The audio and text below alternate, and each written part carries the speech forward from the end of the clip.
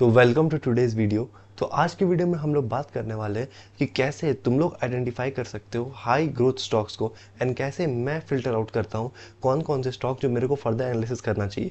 देखो, बहुत लोगों को ये डाउट होता है कि भैया हम फिल्टर कैसे करें, इतने सारे स्टॉक्स हैं पूरे स्टॉक मार्केट में, हम लोग कैसे फिल्टर आउट करें। तो इसीलिए आज की वीडियो में हम लोग बात करेंगे कि हाई ग्रोथ स्टॉक्स हम लोग कैसे फिल्टर आउट कर सकते हो एंड क्या स्क्रीनर हम लोग यूज़ कर सकते हैं। तो जल्दी चैनल सब्सक्राइब कर दो, चलो स्टार्ट करते हैं। तो देखो, हम लोग आ गए हैं screener.in में, तो तुम लोग भी ये साइट को लॉगिन कर लेना और उसके बाद यहाँ पे तुम लोग को स्क्रीन दिखेगा, वो स्क्रीन पे आ जाना एंड यहाँ पे हम लोग करेंगे क्रिएट न्यू स्क्रीन।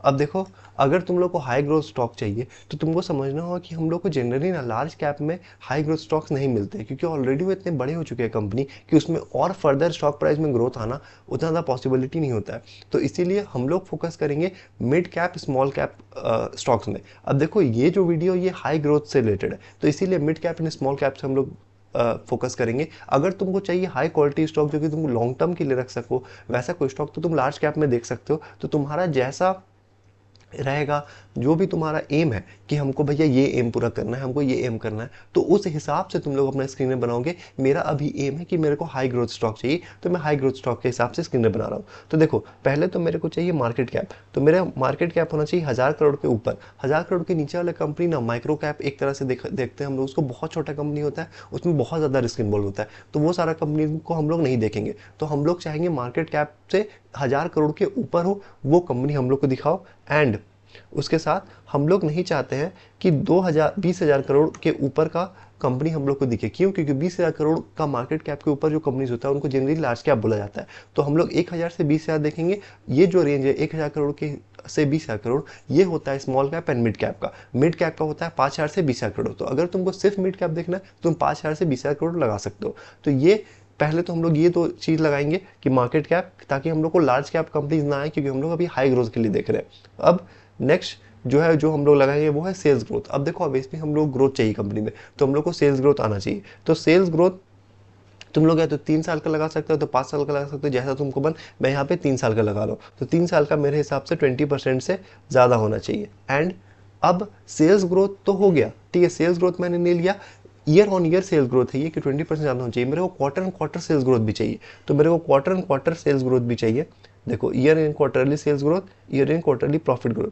तो year on year quarterly sales growth, मतलब ईयर ऑन ईयर मतलब हो गया कि अभी अगर Q1 है तो इससे पिछला क्वार्टर का 1 साल पहले का जो क्वार्टर है वो ईयर ऑन ईयर ये ले सकते हो, या फिर क्वार्टर ऑन क्वार्टर ग्रोथ भी ले सकते हो।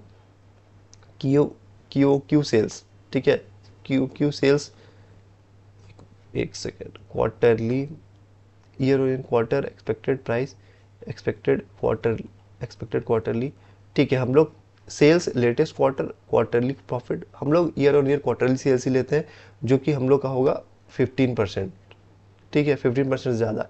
एंड उसके साथ साथ क्या, अब देखो, सिर्फ हम लोग को सेल्स का ग्रोथ नहीं चाहिए, क्योंकि सेल्स का ग्रोथ बहुत कम नहीं देता है। तुम लोग अगर थोड़ा सा भी फंडामेंटल एनालिसिस पढ़े होगे तो तुम लोग को पता है कि सेल्स ग्रोथ तो कोई भी दिखा सकता है। अगर क्रेडिट में सेल हो गया है तो सेल्स ग्रोथ आ जाएगा, लेकिन हम लोग को चाहिए कि प्रॉफिट भी बढ़े कंपनी का, ऐसा ना हो कि सिर्फ सेल्स बढ़ रहा है। तो इसीलिए हम लोग चाहते हैं कि जो ईपीएस है इस ईयर का, मतलब जो लास्ट ईयर अभी जो ईयर खत्म हुआ उसका, वो ज़्यादा होना चाहिए जो ईपीएस है पिछले साल से, ठीक है, पिछले साल का ईपीएस से ज़्यादा होना चाहिए। अर्निंग जो है हम लोग का पर शेयर वो ज़्यादा होना चाहिए इस साल पिछले साल से। तो एक और फिल्टर जो हम लोग लगाएंगे वो ये है। एंड देन हम लोग चाहेंगे 2 रेशियो हम लोग का हाई होना चाहिए, क्योंकि हाई ग्रोथ कंपनी में जनरली वो होता है, वो है ROE, रिटर्न ऑन इक्विटी हम लोग का ज़्यादा होना चाहिए, more than 20%। And return on ROCE, return on capital employed, हम लोग का ज़्यादा होना चाहिए 20% से। तो ये जो फिल्टर है इसमें और तुम लोग ऐड कर सकते हो, और भी चीज़ें इसमें ऐड हो सकती हैं अगर तुम लोग कुछ ऐड करना है तो। ये मैं तुमको बस ऐसा फिल्टर दिखा रहा हूँ जो कि तुम लोग बेसिक से स्टार्ट कर सकते हो एक बार स्क्रीन करना स्टॉक्स को। तो हम लोग मार्केट कैप हम लोग ने 1000 करोड़ से ऊपर होना चाहिए, 20,000 करोड़ के नीचे होना चाहिए। सेल्स ग्रोथ एटलीस्ट पिछला 3 साल का ग्रोथ 20% हो, मतलब 3 साल का ईयर ऑन ईयर ग्रोथ 20% है एटलीस्ट। उसके बाद year on year quarterly sales growth जो है वो 15% से ज़्यादा हो।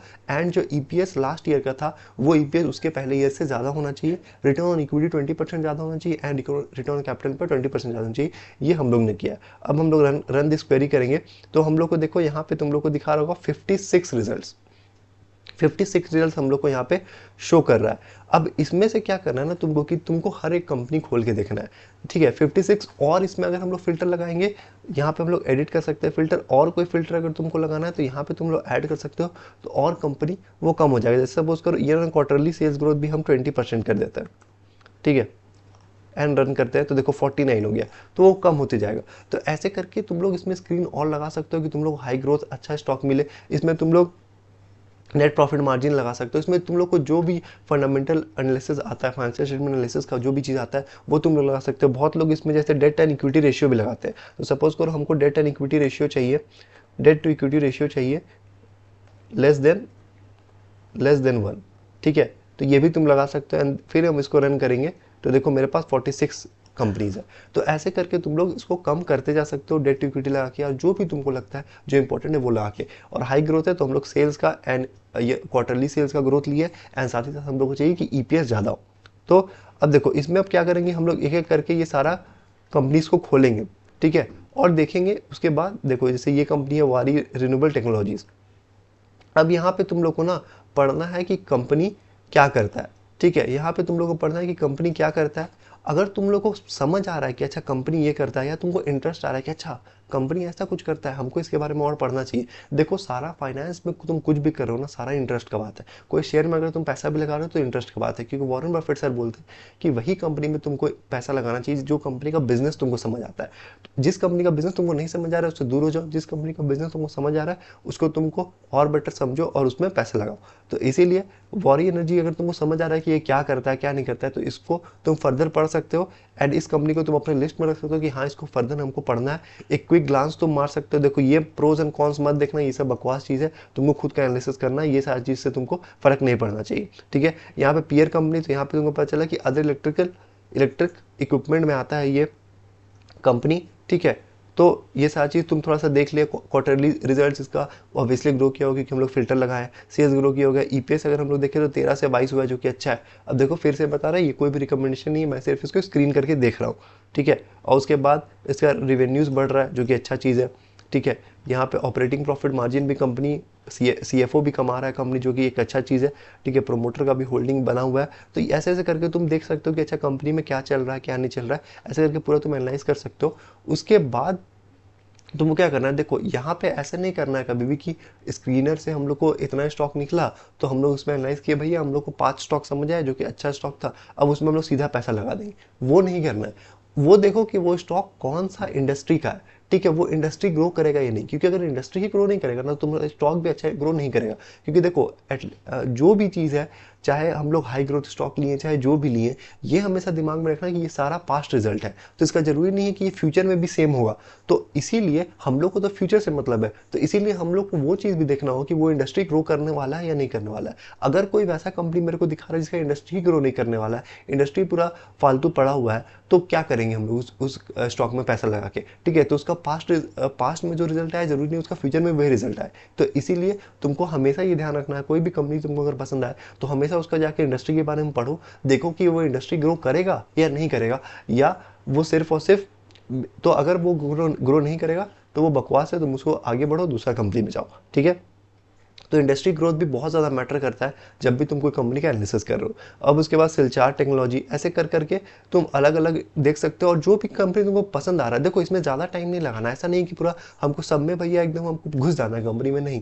तुमको ऊपर ऊपर से देखो, उसके बारे में पढ़ो, तुमको समझ आ रहा है कंपनी क्या करता है, क्या बिजनेस करता है, कैसे पैसा कमाता है, अच्छा कंपनी का प्रॉफिट वॉफिट अच्छा है, ऐसा कुछ रेड फ्लैग तुमको नहीं दिख रहा है कि कंपनी का सेल्स बढ़ रहा है तो रिसीवेबल्स भी बहुत ज़्यादा बढ़ रहा है, कंपनी अपना पैसा ही नहीं ले पा रहा है, कैश ही जनरेट नहीं कर पा रहा है कंपनी।